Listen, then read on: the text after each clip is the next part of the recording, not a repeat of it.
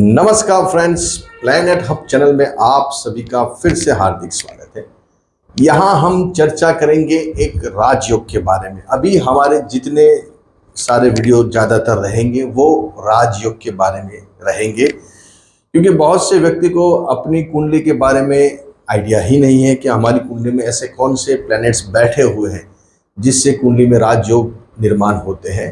तो यहाँ हम उनकी जानकारी देने के लिए ये वीडियो हम लाए हुए हैं, और आगे बहुत सारे वीडियो आएंगे राजयोग के बारे में।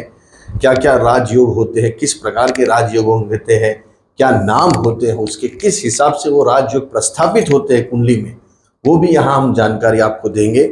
तो आप अवश्य और आगे वीडियो को, चैनल को आप देखते रहिए। देखिए, यहाँ जो अभी बात करने वाले हैं वो है अधियोग।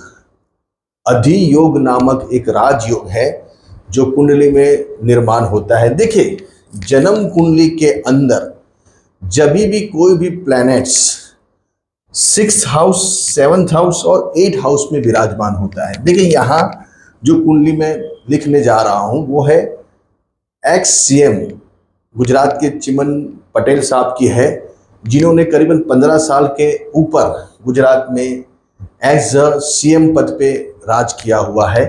वो बहुत ही सामान्य सिंपल फैमिली से आए हुए व्यक्ति पर्सन है।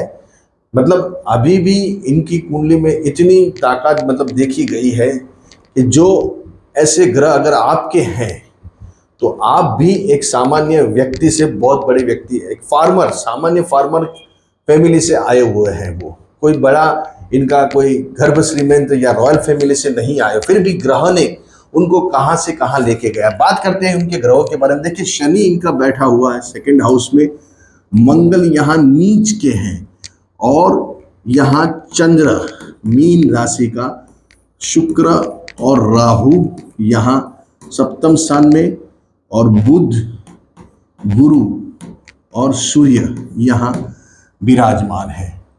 देखिए, कुंडली के अंदर देखने में कुंडली बहुत ही सिंपल लगेगी, एक भी ग्रह यहाँ उच्च की और स्वग्रही नहीं है। आप समझिए, यहाँ कुंडली में एक भी प्लैनेट्स आपको, यहाँ केतु बैठा है इनका बॉडी पे। आप देखिए, ये जो सिद्धांत है अधियोग का वो है जब भी आपकी जन्म कुंडली या राशि कुंडली के अंदर 6th हाउस, 7th हाउस और 8th हाउस, ये 3 हाउसों के अंदर अगर शुभ ग्रह विराजमान है तो अधियोग का निर्माण हो गया है। ये प्रिंसिपल है, ये सिद्धांत है, ये योग का, अधियोग का। देखिए, यहाँ इनकी कुंडली के अंदर 6th हाउस में चंद्र शुभ ग्रह विराजमान है, 7th हाउस में शुक्र शुभ ग्रह विराजमान है, और 8th हाउस में बुध और गुरु शुभ ग्रह विराजमान है। तो ये जो सिद्धांत है ये योग का, कि ये तीनों हाउस में शुभ ग्रह का होना बहुत जरूरी है। तो यहाँ ये तीनों हाउस में शुभ ग्रह विराजमान होते ही ये कुंडली सामान्य दिखती हुई, और व्यक्ति भी बहुत सामान्य, लेकिन इतने बड़े पद पे एज अ सीएम पद पे उनको बिठाया गया था। तो ये ग्रहों की ताकत है। आप देखिए, एक भी प्लैनेट स्वग्रही या उच्च का नहीं है यहाँ, लेकिन अगर ऐसे ग्रह बैठे हुए, अधियोग एक बहुत बड़ा राजयोग है। अधि का मतलब होता है अगर आप सामान्य कुटुंब से या सामान्य फैमिली से, आपकी कोई इतनी लायकात नहीं है, आप इतने प्रबल नहीं है, आपके पास इतना प्रचुर धन नहीं है, फिर भी आपको एक सामान्य फैमिली से आते हुए ग्रह आपको एक बड़े पद पे बिठाता है। इसको ही ग्रहों की माया जाल बोलते हैं, ग्रहों की चाल बोलते हैं।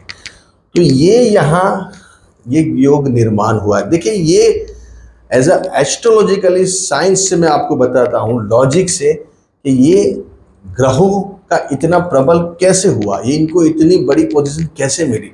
देखिए, ज्योतिष के अंदर भाग्य स्थान, कर्म स्थान और लाभ स्थान, ये 3 हाउस का इंपॉर्टेंस बहुत ज्यादा है। अगर आपका भाग्य प्रबल है तो आपको कर्म मिलेगा, अगर आपका कर्म प्रबल है तो आपको लाभ मिलेगा, और आप धीरे धीरे धीरे बहुत बड़ी ऊंचाई पे पहुंचते जाओगे। तो ये भाग्य स्थान, कर्म स्थान और लाभ स्थान। तो देखिए, यहाँ से दोस्तों भाग्य स्थान से भाग्य स्थान होता है 9वां स्थान, यहां से गिनेंगे तो यहाँ नवम स्थान से नवम स्थान होता है 6th हाउस।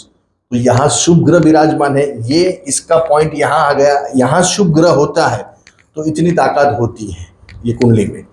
वापस यहाँ से देखेंगे कर्म स्थान से, तो शुक्र यहाँ 10वें स्थान में हो गया, यहाँ से गिने तो शुक्र 7वें स्थान 10वें स्थान हो गया, तो वो भी एक यहाँ 10वें स्थान में शुक्र के हिसाब से यहाँ गिनती कर सकते हैं। और यहाँ से गिनेंगे 11वें स्थान से, तो 8वां स्थान ये 11वां हो गया। तो यहाँ 9वीं 10वीं और 11वां ये 3 स्थान का यहाँ इसको फल इनको मिला हुआ है। देखिए यहाँ 6th हाउस में चंद्र, शुक्र, बुध और गुरु, तो ये ऐसे बहुत सारे राजयोग पड़े हुए हैं कुंडली में जो आपको हमको मालूम नहीं रहता है। तो यहाँ ऐसे जब योग बैठते हैं, अधियोग, ऐसा कोई ग्रह आपके या ऐसा कोई राजयोग बनता है तो आप सामान्य जीवन जीते हुए हुए बड़े व्यक्ति बन जाते हैं। इसलिए अभी आपकी हालत कैसी भी हो, माली हालत हो, खराब हालत हो, लेकिन समय वक्त अगर ग्रहों आप ऐसे लेके आए हैं तो आपको भी बड़ा व्यक्ति बनाने की ताकत ऐसे अधियोग नामक राजयोग से बनता है। तो आप भी आपकी जन्म कुंडली खोलिए, राशि कुंडली खोलिए, ये योग दोनों से बनता है, राशि कुंडली जन्म कुंडली से। अगर आपका तुला लग्न है लेकिन आपकी राशि दूसरी है, लेकिन राशि से भी 6th 7th और 8th हाउस में अगर वो शुभ ग्रह बैठे हैं तो भी ये राशि अधियोग बनता है और लग्नादि योग बनता है। जिसको इसको लग्नादि योग बोलते हैं उसको राशि योग बोलते हैं, राशि अधियोग। तो वैसे ये योग का निर्माण हुआ है, जैसे मैंने बताया स्वर्गीय चिमन पटेल साहब की कुंडली में ऐसे ये इनकी कुंडली है और ऐसे ग्रह होने से ही वो सामान्य फैमिली, सामान्य व्यक्ति होते हुए आज सीएम पद पे उन्होंने राज किया हुआ है। तो आपकी जन्म कुंडली में भी ऐसे योग बैठे हैं तो आपको देखना जरूरी है। अच्छे रहिए, बढ़िया रहिए, खूब आगे बढ़े।